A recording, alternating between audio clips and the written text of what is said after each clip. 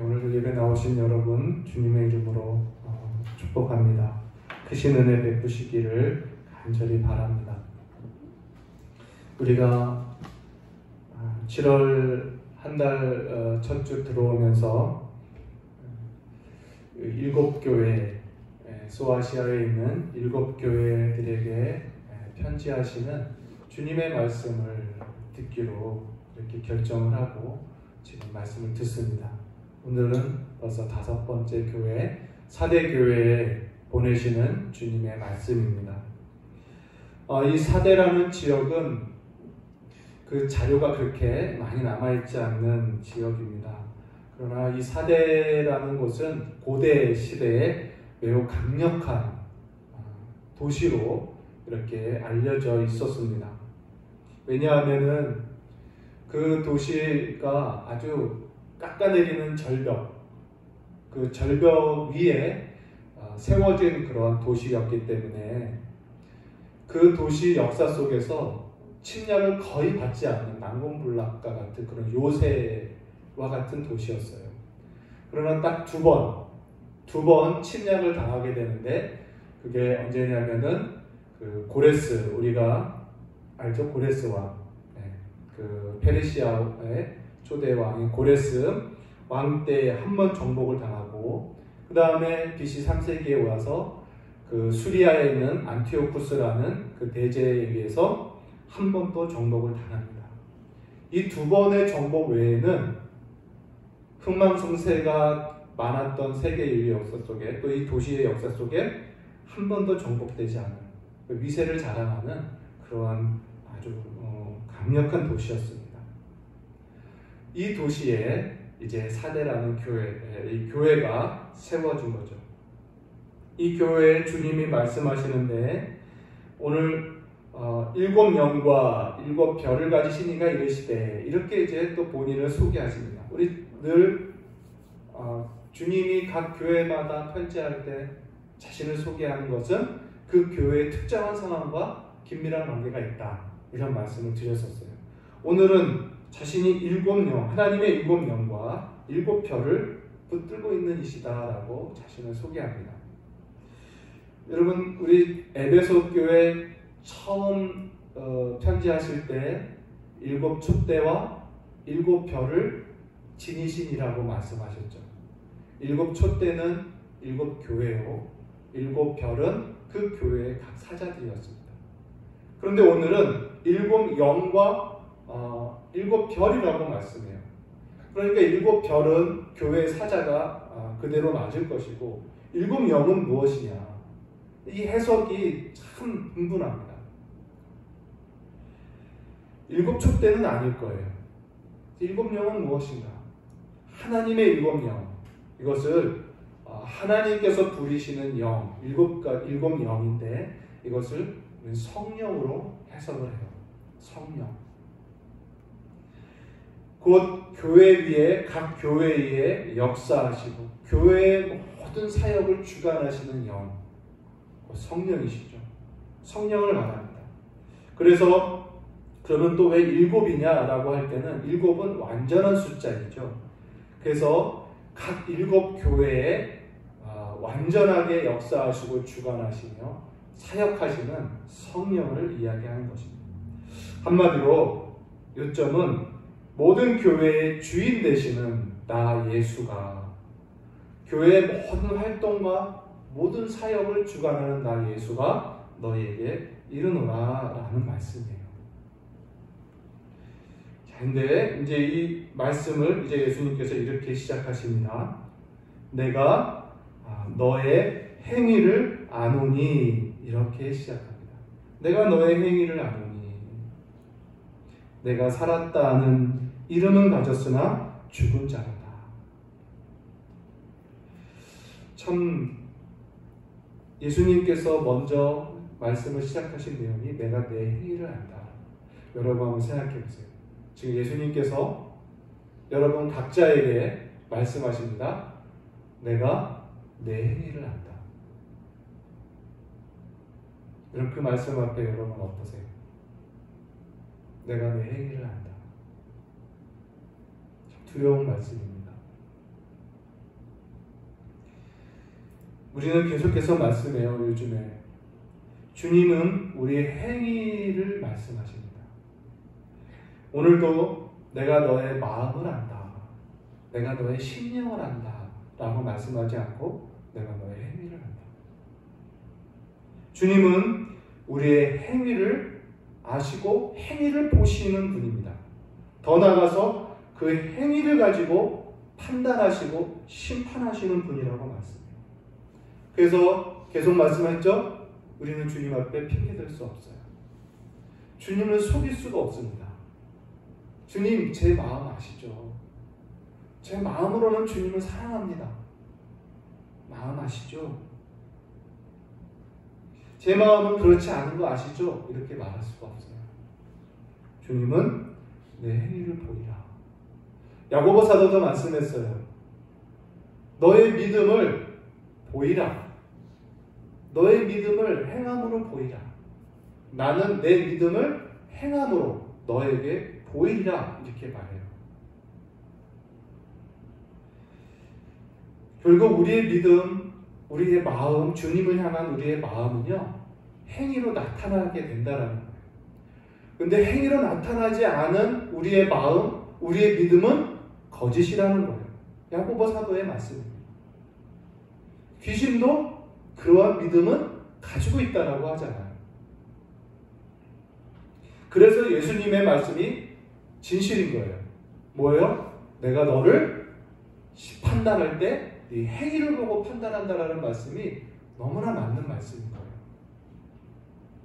여러분, 우리 신자들이 갖는 큰 오해가 하나가 있는데, 그게 뭐냐면 기독교 신앙이 은혜의 종교 아닙니까? 이 은혜를 우리가 어떻게 받아요? 우리가 마음으로 받아요. 그러니까 마음으로 은혜를 받고 마음으로 은혜를 깨달으면 그것이 다 되는 것, 그것만으로 좋은 신앙인 줄 우리가 생각한다라는 것. 그러나 그것은 큰 오류입니다. 주님은 복음서부터 시작해서 끊임없이 말씀하시는 게 뭐냐면 열매를 말씀하시고, 주님은 열매를 찾으시는 분이라고 말씀하셔요.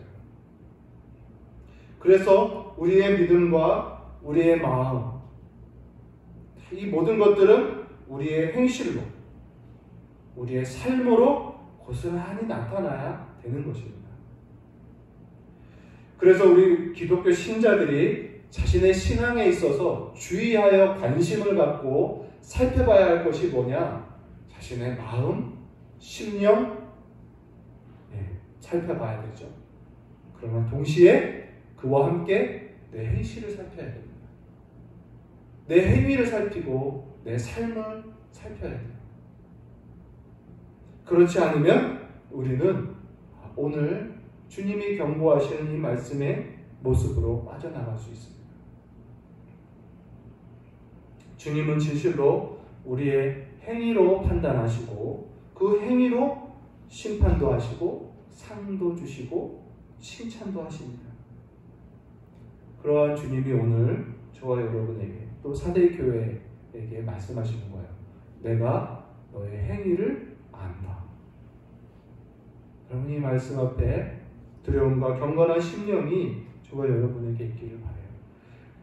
그 주님께서 그 교회의 행위를 익히 아신다라고 말씀하신 주님이 하시는 그 내용이 이겁니다. 내가 살았다는 이름을 가졌으나 죽은 자로다. 지금 사대교회는요, 살았다는 이름을 가졌지만 죽었다라고 주님이 말씀합니다. 여러분, 사대교회, 우리가 지금 에베소 교회부터 두아디라 교회까지 네 교회를 쭉 보면서 주님은 그 교회에 먼저 항상 칭찬을 하십니다. 그리고 먼저 격려를 하셔요. 위로를 하십니다. 그들의 헌신과 그들의 수고와 그들의 인내, 또 교리적으로 굳게 서는 그 수고로 그것에 대해서 분명히 주님이 칭찬하시고 격려하시고 그것에 대한 상을 약속하셨어요. 그런데 사대의 교회는 그러한 위로나 격려나 칭찬이 하나도 없습니다. 곧바로 무서운 책망이 바로 들어가요. 내가 살았다는 이름을 가졌으나 실상 죽었다라는 거예요. 여기서 살았다는 이름을 가졌다라는 게 무슨 의미입니까? 살아있다라는 명성을 갖고 있다라는 뜻입니다. 그러니까 이 사대교회는요, 교회 안팎으로 살아있는 교회라는 명성을 듣고 있는 교회라는 거예요. 안팎으로. 그러나 주님이 볼 때 죽은 교회였어요. 그러니까 사람들이 볼 때는 그 교회를 이렇게 창밖에서 볼 때 그 교회에 찬송이 있어요. 기도가 있어요. 예배가 있어요. 또 성도들이 활발합니다. 생기가 있습니다. 많은 일들을 해요. 봉사도 많고요. 구제도 많고요. 여러 사업도 해요. 무슨 바자회도 하고요. 체육대회도 하고요. 친밀한 교제들이 넘쳐납니다. 그래서 교회 안에서나 교회 밖에서 사람들이 볼 때 너무 살아있는 교회예요. 생동감이 있는 교회예요. 그런데 그래서 그런 명성을 얻었는데 주님은 죽었다. 죽은 교회라고 말씀합니다. 사람들의 눈과 주님의 눈이 너무 달라요. 사람들의 판단과 주님의 판단이 너무나 다릅니다. 이 교회, 살았다나 실상 죽었다라는 이 교회는 도대체 어떤 교회인가? 이 교회는요, 한마디로 오늘 우리가 쓰는 표현을 한다면 명목상 그리스도인 거예요. 명목상. 이름만 그리스도인 거예요. 여러분, 성령이 오시면 성령이 하시는 일이 무엇입니까? 성령이 오셔서 사람들에게 세상에서 하는 일이 죄에 대하여, 의에 대하여, 심판에 대하여 가르치신다고 말씀하셔요. 성령으로 거듭난 사람들은 죄와 의와 심판에 대한 지식이 몸에 새겨지는 거예요. 그런데 성령으로 거듭난 신자인데 죄를 지었고 죄에 대한 가르침을 받으면서도 죄를 짓고 죄와 함께 뒹굴며 살면서 통한함이 없어요. 괴로움과 두려움이 없어요. 명목상 그리스도예요. 주님이 의로운 심령을 각 심령에게 줬어요. 성령으로 우리가 믿음으로 거듭날 때 하나님의 의, 하나님 나라의 의로움이 무엇인지를 우리가 알게 되었어요. 의로운 심령을 우리가 갖게 되었습니다. 그런데 그 의로운 심령을 다 상실했어요. 의에 줄이고 목마름이 없어요. 의로움에 대한 목마름이 없어요. 그저 불의한 양심과 불의한 감정, 불의한 생각이 그 사람을 온통 지배합니다. 또 심판에 대해서 알고 있어요. 심판에 대해서 듣습니다. 근데 믿지 않아요. 실상 믿지 않고 있어요. 그래서 멸망받을 세상이 심판받을 것을 알면서도 그 세상을 사랑하고 그 세상에 뿌리를 내리고 그 세상에서 행복을 추구하며 온갖 세상의 즐거움을 얻으려고 하는 그런 모습을 갖고 있어요. 그래서 디모데전서에서는 향락을 좋아하는 자는 살았으나 죽었느니라 똑같은 말씀을 하고 계셔요. 쾌락 사랑하기를 하나님보다 더 사랑하는 자들에 대해서 성경은 말씀하고 있습니다. 이처럼 사대교회는 사람의 눈으로 볼 때는 활발하고 활동력이 있는 살아있는 교회 같지만 실상 명목상 그리스도인으로 남아있는 거예요. 그러면 이들이 잃어버린 이 영적인 생명력, 참 생명력은 무엇인가? 특별히 이들이 잃어버린 생명력은 뭐냐면 복음이 주는 능력, 활력일 텐데 복음의 생명력인데 바로 복음이 갖는 전투력입니다. 전투력. 누구를 만나든 복음을 전하고 싶은 그 활력, 그것을 완전히 잃어버렸어요. 전투력을 잃어버렸어요. 세상을 향해서 복음을 가지고 전투해야 되는데 그 세상을 향해 나아가는 복음의 전투력을 다 상실했어요. 스스로 무장해체해버렸습니다. 세상과 친구가 되기 위하여 무장을 스스로 해제해버리고 세상과 친구가 돼요. 그래서 구원의 자신이 얻은 구원의 기쁨, 구원의 생명력도 잃어버리고 그 구원의 생명력을 가지고 섬기고 희생하고 수고하는 그 모든 활력을 다 잃어버렸어요. 그래서 세상과 친구가 되는, 다시 말하면 세상과 방불한 교회가 되어버렸어요. 다시 말하면 세속화가 된 거죠. 세속화. 교회가. 세상과 별 차이가 없어요. 기독교적인 활동은 활발하지만 그들이 가진 생명력은 세상과 똑같습니다. 여러분, 예수님께서 지금 7교회들마다 하시는 그 경고의 말씀들이 있어요. 경고의 말씀들. 에베소 교회는 우리가 회개하지 아니하면 촛대를 옮기리라. 교회의 사명을 끝내겠다라는 말씀이죠. 무서운 말씀이죠. 서문학 교회에서는 죽도록 충성하라. 죽음이 온다고 도망가지 말고 죽도록 충성하라고 말씀합니다. 버가모 교회는 죽도록 충성한 것을 칭찬하시면서 그러나 발람의 교훈, 이단 사설을 용납한 것에 대해서 주님이 직접 가서 싸우시겠다라고 말씀하십니다. 두아디라 교회는 무엇이었습니까? 그들도 이세벨의 이단 사설을 용납한 것에 대해서 주님이 침상에 던지고 자식까지 침상에 던진다라는 그런 무서운 경고를 했죠. 그런데 사대교회는 너희는 살았으나 죽었다라는 무서운 말씀을 하세요. 저는 그 어느 교회보다 더 무서운 말씀이라고 이야기했죠. 예수님께서 2절에 보니까 내 하나님 앞에 내 행위에 온전한 것을 찾지 못하였다라고 말씀해요. 실상 살았으나 실상은 죽었던 그 교회는 주님이 보실 때 하나님 앞에 그들의 행위에 온전한 것을 하나도 찾지 못하는 그런 교회였었어요. 다시 말하면 신자로서, 교회로서 합당한 행위가 하나도 없다라는 것이에요. 자격 미달이라는 것입니다.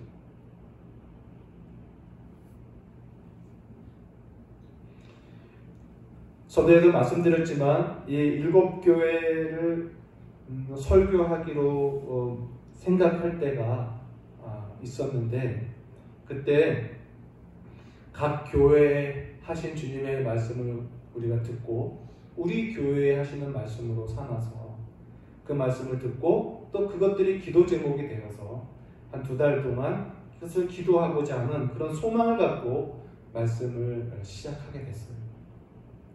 그래서 각 교회의 모습들을 보면서 우리 교회의 모습이냐, 또 각 교회의 말씀들을 우리 교회 기도 제목으로 들으면서 감사함으로 말씀을 나눴습니다. 그런데 오늘 사대교회를 보면서 너무 두려웠어요. 왜냐하면 앞에 있던 그 어느 교회보다 더 우리 교회 또 나의 모습과 같은 그런 모습으로 솔직하게 그런 생각이 드는 거예요. 명목상 그리스도인이라는 영적 전투력을 완전히 상실한 그런 교회, 그러한 모습. 의에 줄이고 목마름이 없고 죄에 대해서 무감각하고 세상에 대해서 세상이 주는 행복감으로 행복을 누리는 그러한 모습들을 보면서 또한 영적인 변화나 성장은 없고 그래서 스스로 살아있다 하지만 실상은 주님이 보실 때 죽었다라는 그 음성을 들을까봐 너무 두려운 거예요. 여러분, 이 두려움이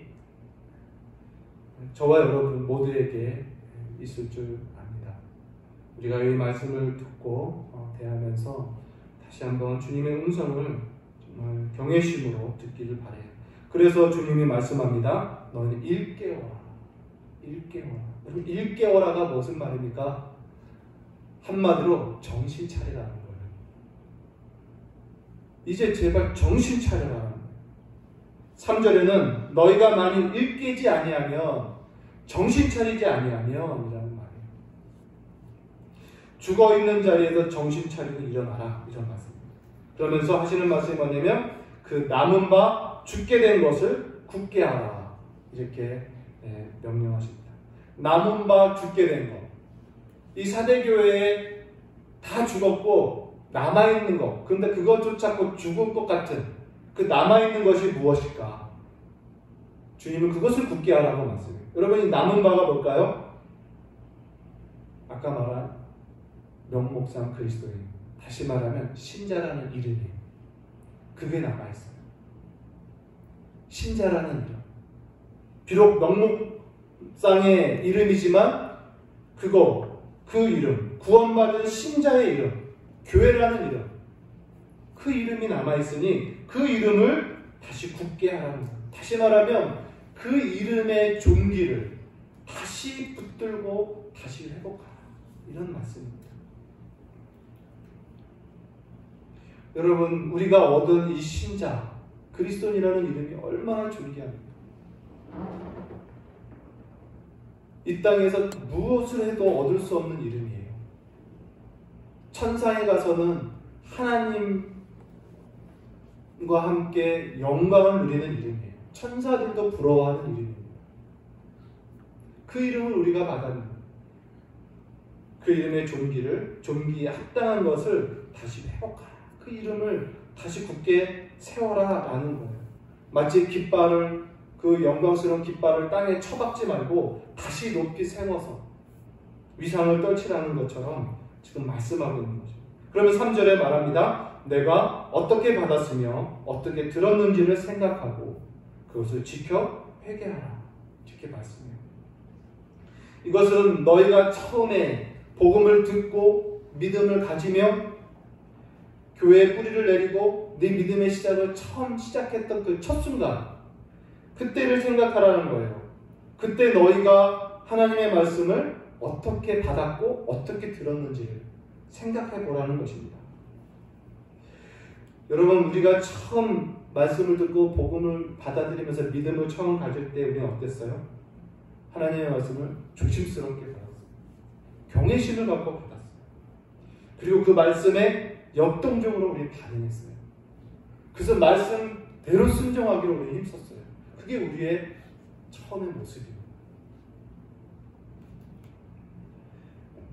이것을 생각하라라고 했는데, 생각하라라는 것은 기억하라는 거예요. 우리는 생각을 하고 번역했지만 다른 성경들에는 기억하라라고 해요. 또 오늘 말씀에 무엇을 받았으며 무엇을 들었는지 생각하라고 말씀하지 않고 어떻게 해요? 뭐라고 말합니까? 어떻게 받았으며 어떻게 들었는지를 생각하라고 말씀해요. 즉 그때 처음 가졌을 때의 그 태도, 우리의 마음 자세, 그것을 생각하라는 거예요. 진실로 너무나 그때 우리 순전했고, 그때 우리는 겸손했고, 우리는 두려움으로 하나님의 말씀을 전폭적으로 믿고 따르고 받았었어요. 이것을 생각하라는 거예요. 그리고 지금, 그때와 지금 볼 때, 그때는 있었으나 지금 없는 그것을 생각하라. 사랑하는 성도 여러분, 진실로 이 사대 교회는 말씀에 대한, 하나님의 진리에 대한 역동적인 마음이 다 잃어버렸어요. 말씀에 대한 경외심이 다 잃어졌어요. 그래서 생명력이 없는 것입니다. 성례가 있습니다. 교회에 아까 찬송하고 기도하고 말씀 예배가 있어서 성례는 항상 있었으나 그 성례가 그들에게 생명력으로 주지 못해요. 왜냐하면 그들은 그 성례를 다 형식으로만 받아들여요. 여러분, 우리는 하나님의 말씀, 성경에 대한 무게감을 우리가 어느 정도 갖고 있는지 한번 살펴보시기 바랍니다. 정말 말씀이 꿀송이같이 달고 말씀이 나를 붙잡고 내가 또 말씀을 붙잡았다. 그때를 다시 생각하면서 우리가 다시 돌이키는 그런 은혜가 있기를 바랍니다. 오늘날 인터넷만 키면 말씀들이 많아요. 정말 홍수같이 많아요. 또 수많은 목사님들의 설교도 들을 수가 있어요. 설교자들의 설교를 들을 수 있어요. 그런데 이 사대교회 같이 말씀에 대한 경외심은 많이 떨어졌어요. 말씀은 많이 듣는데 말씀에 대한 무게감, 중요감, 경외심, 두려움으로 떨고 받는 그러한 마음이 너무 없어요. 귀만 즐거워요. 귀만. 너무나 안타까운 모습입니다. 주님께서 말씀합니다. 그러므로 너희가 일깨지 아니하면 내가 도둑같이 이르리라 말씀해요. 일깨운다. 아까 말하면 정신 차리고 회개하라. 빨리 돌아가라는 것입니다. 그러면 도둑같이 임한다. 여러분, 이 도둑같이 임한다라는 게 종말을 이야기하는 것이 아닙니다. 버가모 교회에서도 주님이 내가 속히 와서 내 입에 칼로 너희와 싸우리라고 말씀하실 때 그 속히 오신다라는 것도 마지막 종말 재림을 말씀하시는 것이 아니었어요. 이것은 주님이 재림이 아닌 역사 시대에 주님이 예상치 못하게 갑자기 오신다라는 거예요. 재림이 아닌 각 개인별로, 각 개교회별로 주님이 갑자기 오셔서 일하시겠다라는 말씀입니다. 오셔서 무엇을 하십니까? 싸우시는 거예요. 모든 걸 빼앗아 가시는 거예요. 개인적 종말, 개인적 심판, 개인적 형벌을 주님이 행하신다는 것입니다. 우리가 본 대로 주님 아까 싸우시고 또는 침상에 던져서 일어나지 못하게 하시고 자식을 사망에 던지고 촛대를 옮기는 이러한 일들을 주님이 하신다는 거예요. 우리가 일깨지 않는. 그러면서 주님은 말씀합니다. 그러나 그 옷을 더럽히지 아니한 자 몇 명이 내게 있다. 이렇게 말씀해요. 그 옷을 더럽히지 아니한 자 누굽니까? 옷을 더럽히지 아니한다라는 것은요. 여기서 말하는 이 옷은 우리가 예수를 믿을 때 믿고 우리가 입게 된 옷을 말해요. 예수를 믿음으로 우리가 입게 된 옷. 우리가 성경 공부도 했지만 칭의에 대해서 배웠어요. 믿는 자는 의롭다함을 받으리라 라는 의의 옷이에요. 또 예수님의 그 비유의 복음서의 비유의 말씀처럼 혼인잔치에 들어간 손님들이 있는데 예복을 입지 않은 한 사람을 쫓아낸 것처럼 그 혼인잔치에 들어올 때 입는 예복, 곧 의의 옷이죠. 믿는 자들에게 다 입혀주시는 의로운 옷입니다. 칭의의 옷입니다. 그런데 이 옷을 더럽히지 아니하는 자가 있었대요. 곧 그들은 의로운 신자답게 힘써 살았다라는 거예요.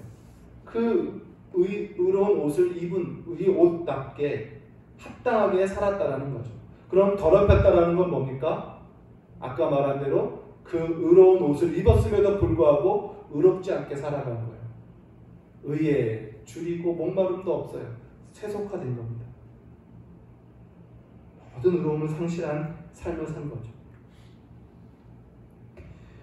그러나 끝까지 의로움을 지키며 의로운 신자의 삶을 힘써 살아왔던 세속화되지 않은 그러한 신자들이 몇 명 있다 하면서 그들에게 약속을 하셔요. 그게 뭐냐면 흰옷을 입고 나와 함께 다니리라. 여기서 흰옷은 아까 믿을 때 모든 신자들이 입는 옷과는 달라요. 이 흰옷은요, 이제 천국에서 주님께 받아 입는 옷입니다. 천국에서. 그래서 계시록에 쭉 보면은 이 흰옷 입은 자들에 대한 이야기가 많이 나와요. 7장에 보면 흰옷 입은 큰 무리가 보좌 앞에 있는 어린 양에게 찬송하는 그 내용이 나와요. 그 흰옷 입은 큰 무리는 주님이 천국에 올라온 자들에게 입혀주시는 옷이에요.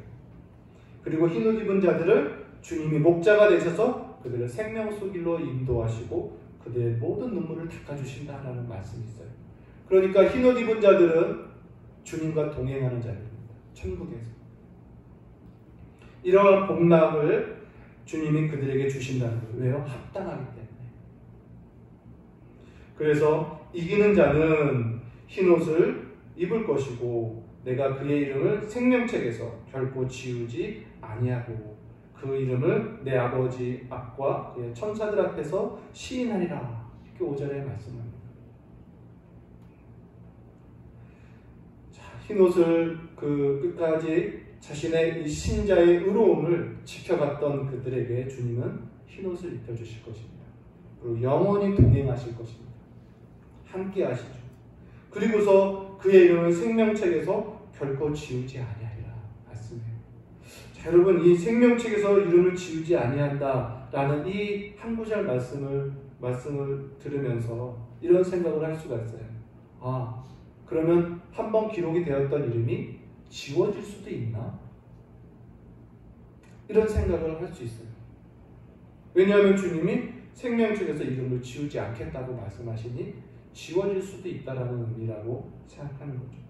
만약에 지워질 수 있다면 주님이 우리가 공부한 대로 말씀을 들은 대로 창세전에 구원하기로 택하신 그 택한 백성들 그들의 구원은 잃어버리지 않고 끝까지 주님이 그들에게 구원을 주시고 구원을 완성시키시고 영화롭게 하신다라고 우리는 말씀을 배웠습니다. 곧 구원의 확신 그리고 구원받은 신자들을 주님이 끝까지 견인해 가시는 인도해 가시는 그러한 교리를 우리는 다 배웠어요. 그러면 이 말씀은 뭐냐는 거예요. 기록되었다가 다시 지워질 수도 있는 건가? 그러면 우리가 배운 교리와 상반된 말씀이 아닌가? 하나님은 기록도 하시고 또는 지우시기도 하시는 분이 아니냐라는 생각을 갖게 되죠. 그러나 여러분 이 말씀은 예수님께서 이 사대교회에 하시는 말씀은 경고입니다. 경고. 회개에 대한 경고와 일깨움을 독려시키기 위해서 쓰신 말씀인 거예요. 주님이 이 말씀을 하신 목적이 구원의 교리를 가르치기 위해서 하신 말씀이 아니라는 거예요. 그러므로 이 말씀을 읽을 때 구원의 교리에 대한 이해로 접근할 것이 아니라 끝까지 신실하게 의로운 삶을 사는 신자에게 주님이 그 생명책의 기록에 계속해서 기록해 두신다라는 그런 약속으로 우리가 받는 거예요. 그러니 오류가 아니라는 것입니다. 다시 지우지 않는다라는, 다시 말하면 한번 기록되면 지우지 않는다라는 그러한 말씀이 또한 내포되어 있는 거예요. 그러나 주님이 일깨우지 않은 자들에게는 또한 분명한 경고와 무서운 책망이 또한 이 안에도 분명히 들어있습니다. 우리는 이 두 가지를 다 들어야 되는 거예요. 말씀을 생각하면서 하도 이런 질문들을 많이 들으니까 주님, 목사님 제가 구원받은 거 맞습니까? 내가 구원받았는지 안 받았는지 어떻게 확인할 수 있을까요? 구원의 확신을 좀 갖고 싶은데 뭘까요? 제가 내 모습을 볼 때 구원의 확신이 없어 보입니다. 여러 가지 질문을 해요.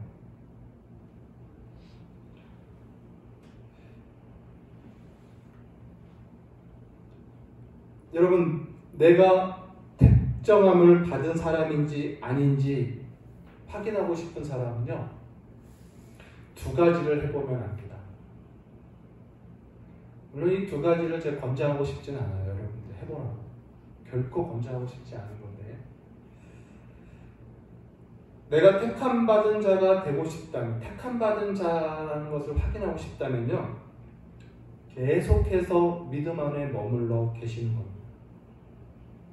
세상이 나를 유혹하고 세상이 나를 끌어가려고 해도 주님을 끝까지 붙들고 주님께 더욱 나오고 더욱 믿음을 지키려고 수고하는 삶을 사시면 돼요. 그러나 내가 택함을 받지 못한지를 확인하고 싶다면, 내가 택함 받은 자가 아닌 건 아닌가 하면서 자신이 택함 받지 못한지를 확인하고 싶으면요, 주님을 떠나보십시오. 교회 밖으로 나가보십시오.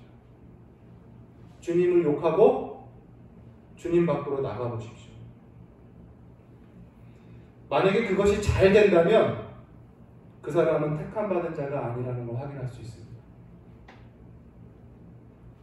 그러나 그렇게 하는 것이 두렵고 생각만 하는 것도 두렵고 그렇게 할 수 없고 못하는 사람은요, 당연히 결코 떠나지 못할 거예요. 그리고 그러한 사람들은 도리어 그 두려움 때문에 더 주님을 붙잡으려고 하고 주님이 가지고 계시는 그 생명책에 자신의 이름이 지워지지 않게 해달라고 더 간구할 겁니다. 그리고 말씀처럼 자신을 일깨워서 정신을 차려서 회개하고 순종하는 사람이 되려고 수고하고 노력할 거예요. 이런 것으로 우리가 확인해 볼 수 있습니다. 그러나 권장하고 싶지는 않아요. 여러분, 오늘 예수님의 오늘 사대교회 향하신 말씀은 너무나 무서운 말씀이에요. 조금 더 돌려서 말씀하시는 것이 없어요. 살아있으나 너희는 죽었다. 남은 바 죽게 된 것이라도 다시 굳게 붙잡아라. 그렇지 아니하면 생명책에서 그 이름이 기록이 남아있지 않을 것처럼 주님은 말씀하는 것입니다. 그러면서 또 말씀합니다. 내 아버지 앞과 그의 천사들 앞에서 시인하리라. 이렇게 말씀해요. 예수님께서 말씀하셨습니다. 너희가 나의 이름을 사람들과 임금들 앞에서 시인하며 나도 너희를 시인할 것이고 너희가 나를 부인하면 나도 너희를 하나님 아버지와 천사들 앞에서 부인할 것이다 라고 말씀하셨어요. 근데 주님이 이들에게는요, 이렇게 옷을 더럽히지 않는 자들에게는 이 약속을 하십니다. 너희를 내 아버지와 천사들 앞에서 시인하리라. 그러므로 이 사람들, 옷을 더럽히지 않았던 이 사람들은 결국 어떤 사람들이냐면요, 예수님의 이름을 사람들 앞에서 시인한 사람이었다는 거예요. 이들은 많은 사람들 앞에 자신이 그리스도인임을 증거하면서 산 사람들이에요. 즉 세상에서 영적 전투력을 갖고 삶을 살았던 사람들입니다. 그래서 세상 앞에서 자신의 입술로, 자신의 행동으로, 자신의 삶으로 자신이 그리스도인이며 또 예수님이 그리스도이시라는 것을 증거하며 시인하며 살았던 사람이라는 거예요. 그래서 예수님이 이들을 시인하겠다라고 말씀하시는 겁니다. 영적 생명력은 영적 전투력과 같은 거예요. 사랑하는 성도 여러분, 오늘 말씀을 통해서 저와 여러분 다시 죽게 된 것을 다시 살리는 길은요, 영적 이 생명력, 이 다시 말하면 이 전투력을 다시 회복하는 거예요. 전투력. 그래서 이제는 세상 앞에서 내가 그리스도인이라는 것을, 내가 신자라는 것을 더 이상 숨기면 안 돼요. 그걸 오히려 드러내고 시인해야 됩니다. 이게 영적 전투력이에요. 그래서 내가 누구를 만나든 다 복음을 전할 사람으로 대하셔야 돼요.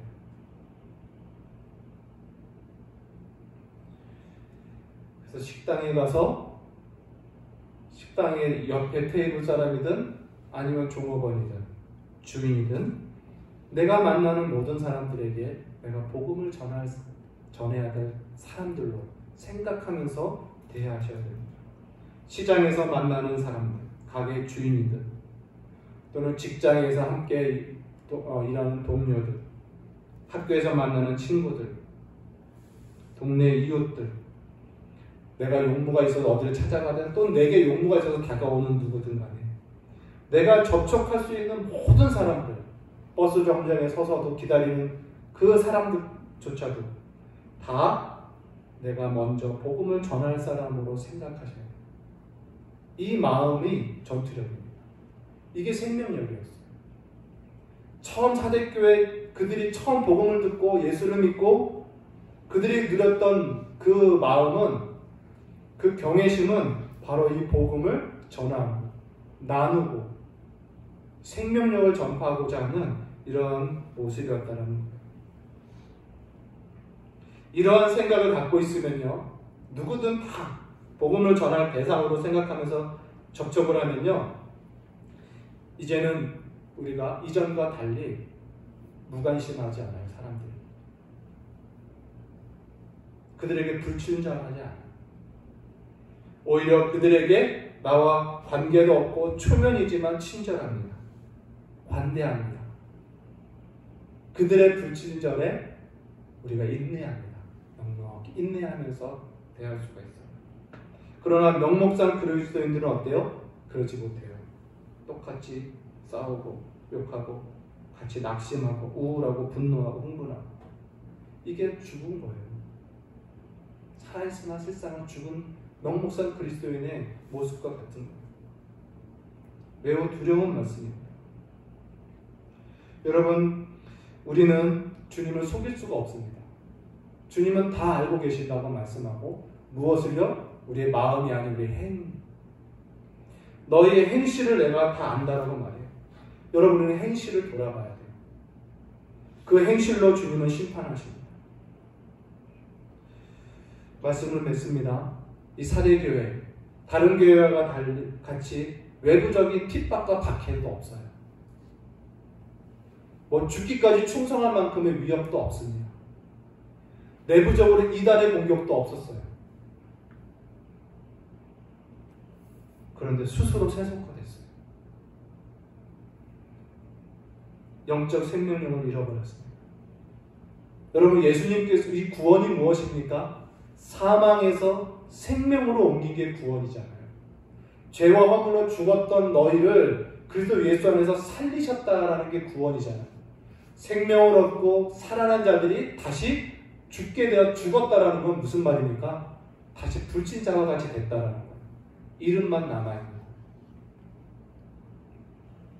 그들의 영성의 능력이 육체가 되고 불신자처럼 되었다는 거예요. 너무나 무서운 말씀입니다. 그래서 너희가 지금 일깨워라, 정신을 차리고 회개하라고 말씀합니다. 이 회개의 심리작용이라고 이 박윤선 목사님은 이 부분을 회개의 심리작용이라고 하면서 이렇게 말해요. 회개를 하려면 먼저 과거를 돌아보라, 이렇게 얘기해요. 오늘 예수님의 이 말씀처럼 어떻게 들었고 어떻게 받았는지를 먼저 기억하고 지켜서 회개하라라고 말씀하신 것처럼, 회개를 하려면 먼저 과거를 생각해 보라는 거예요. 지나간 때를 생각해 보라. 너희가 어떻게 복음을 받았고 어떻게 말씀을 들었는지 생각하라. 그리고 지금을 생각해 보라. 신앙 초기 때, 내가 은혜를 받을 때, 또는 고난과 역경이 있을 때에 교회를 통해서 또 말씀을 통해서 네가 누렸던 그 은혜와 그 경건한 복락들을 기억하라. 또 함께 신앙생활했던 지체들의 도움을 받으면서 네가 헤쳐나갔던 그런 은혜로운 생활들을 기억해라. 그때 얼마나 많이 헌신하고 얼마나 많이 충성했고 아끼지 않고 주께 더 드리고 심지어는 내 삶을 다 드리고 있다라는 그런 고백도, 헌신도 하지 않았냐 라는 거죠. 그것들을 기억해 보라는 것입니다. 그때 참 좋았지, 그래 나도 그럴 때가 있었지 라는 추억을 하라는 것이 아니라 그때를 기억하고 회개하는 순종을 하라는 것입니다. 돌이켜서 그때의 겸손, 그때의 경외심, 그때의 믿음, 그때의 순전함으로 돌아가라. 일깨우라. 정신을 차리라. 이렇게 말씀하고 있는 것입니다. 여러분, 주님이 보시는 교회들 중에 이런 교회들이 있다라는 거. 사대교회. 너무나 무섭지 않습니까? 진실로 이런 교회가 있구나. 여러분, 오늘 이 말씀이 저와 여러분의 개인의 신앙과 또 우리 높고 영광스러운 교회의 모습을 생각해보고 주님 앞에 기도하는 그런 모습이 우리에게 있기를 바랍니다. 그래서 주님이 우리에게 격려하시는 그런 음성으로 우리가 듣고 다시 한번 일깨워서 다시 주님을 경외하고 순전한 신앙을 다시 해볼까. 더 주를 사랑하고 더 주를 의지하고 주와 함께하는 그런 귀한 성도 되시기를 주의 이름으로 간절히 소원합니다. 기도하겠습니다. 살아계신 하나님, 은혜와 사랑 감사합니다. 오늘 말씀을 통해서 두렵고 떨림으로 주의 말씀을 받습니다. 주님, 이 말씀이 우리를 넘어뜨리고 낙심시키는 것이 아니라 도리어 소망이며 도리어 우리에게 위로가 되는 말씀으로 기쁘게 받고 우리의 신앙의 행위와 삶의 모습을 다시 한번 정비하고 새롭게 일깨우는 귀한 은혜 있게 하여 주옵소서. 예수님의 이름으로 감사하며 기도합니다.